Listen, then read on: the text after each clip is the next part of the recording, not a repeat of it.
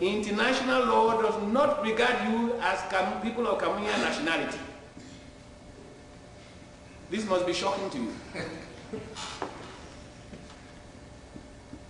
From where 1st of January 1960, international law recognizes the inhabitants of La République de Cameroon as people of Cameroonian nationality. There can be no Cameroonian nationality outside that La République de Cameroon. Please take very great note of this. If you decide to be using Cameroonian nationality as a flag of convenience, it is because you decide to use it as a flag of convenience. But international law does not regard you as Cameroonians. And the Treaty of Funban, Article 1, goes to spell it out. It states, nationals of the federated state shall become Cameroonian citizens and shall possess Cameroonian nationality. This means when your country, which was then called United Nations Trust Territory of Southern Cameroon under United Kingdom administration. Can you listen? That's how to describe a country. Is that the name of a country? Is that the name of a country? United Nations Trust Territory of Southern Cameroon under United Kingdom administration. That is a whole definition of an area. It's not the name of a country.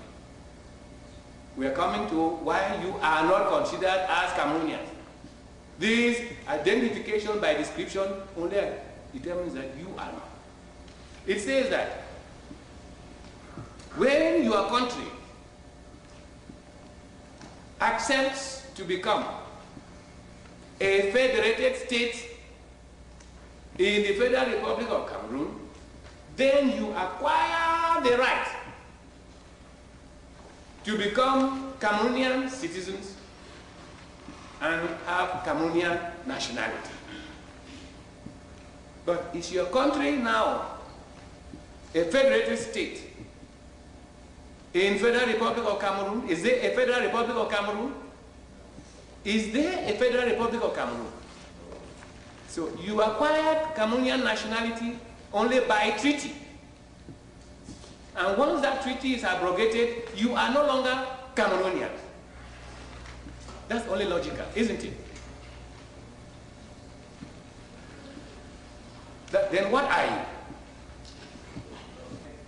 you? Eventually, the brilliant scholar came and decided to proclaim the secession law 84/001 of the 4th of February 1984, by which he formalized the secession of what was East Cameroon into La République du Cameroon. By that secession, as you must have heard, last speaker, it opened the way. You see, God moves in a very mysterious way. As long as Ambazonia was in this dubious thing of United Republic of Cameroon, there was a fiction of unity existing, even though in international law it had collapsed. There may be some of you who have done political science. This is the principle of extinction and creation of states. Let's start it over. From the moment Southern Cameroon, as it was called, as a state, joined La République du Cameroon in forming the Federal Republic of Cameroon, under international law, the two states are extinct and the new state created is created. That is to say, there is a creation of a new state and an extinction of the two states that are created. Now, when the treaty that has brought this together collapses, as it did, the Federal Republic of Cameroon becomes extinct. That state is extinct. And automatically and simultaneously, with that extinction, the original states are resuscitated. These are the principles of international law concerning creation and extinction of states. Recently, Paul Biya carried a catechism lesson in Boya. He told the people, I am a Cameroonian. And the people shouted after him, I am a Cameroonian. I was born a Cameroonian. The people shouted after him, I was born a Cameroonian. And I will ever remain a Cameroonian. The people shouted, I will ever remain a Cameroonian. Paul Biya did law in Paris. He knows that under international law, you and myself, Amazonians, are not Cameroonians. And the treaty that gave you Cameroonian nationality has been abrogated. So it was necessary for him to instill into your subconscious the nationality of Cameroonian in order to enable him to rule a country as a colony under the pretext that it is part of Cameroon. Why did he not carry that catechism in the other side? Why didn't he go to Eboluwa and say, I am a Cameroonian, or Je suis Camerounais? Let us hear. Because the people are Cameroonians under international law. But you, who are not Cameroonians, must be made to believe that you are Cameroonians, and you are believing that you are Cameroonians, and as a result, you are even participating in the institutions of the Republic of Cameroon, as if you are like, what you are is that Cameroon Outre-mer, Cameroon overseas. I mean, they themselves call you Cameroon Outre-Mongo. That's what they call you. Why must your own Cameroon be qualified? It is because you are not Cameroonians. And the moment you accept that you are not Cameroonians and decide that you must research your own identity, then we have started a fight. And until then, it's a total waste of time to complain and complain and complain, because nobody outside is going to come and bother about you. If you say you are a minority, there's no country without minority. The United States has several minorities. Nobody can come here and start talking about the United States minority. Quebec is a minority. United Nations can't interfere there. There is no country without minority. But we are not dealing with a minority problem. Article 76 of the UN Charter limits the trusteeship system to only two alternatives for a state. You either develop the state to self-government or to independence. This is our story. The UN is under an obligation, a legal obligation, not a moral one, to implement that. We had a system which was the only system where a government could conduct an election and be defeated by the opposition. Dr. Indele conducted an election that was defeated by Foncha from the opposition. Nowhere has it happened in Africa. Nowhere. To show you that the system was thorough. It was typically British style. Now, they tell us that they voted in a referendum on the 20th May to say that we should be ruled from Yaoundé. And who are you?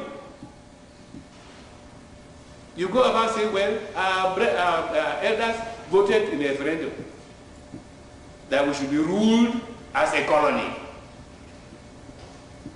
Where have intelligent human beings, having attained that level of political development, volunteered that a country that was less educated politically, a country of bandits, should come and rule them.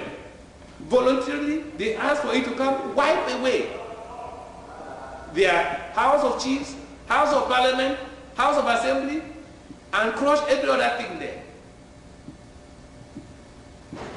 And you believe that that is what your people did. At the time of that plebiscite vote, or what you call a referendum vote, it was very interesting to see what happened in the College of Arts in Yaoundé, Bambili, because as always, students are radicals. They make sure There were two papers. One was white, one was black. The black meant no, the white meant yes. And by the time they finished, when they came to pick up the things, the whites were all full on the ground, and inside the box was all black. But what were the results for Bamili? 100% in favor. That is a gigantic fraud, which Ahijo used and said the people had accepted that I should run their lives for them.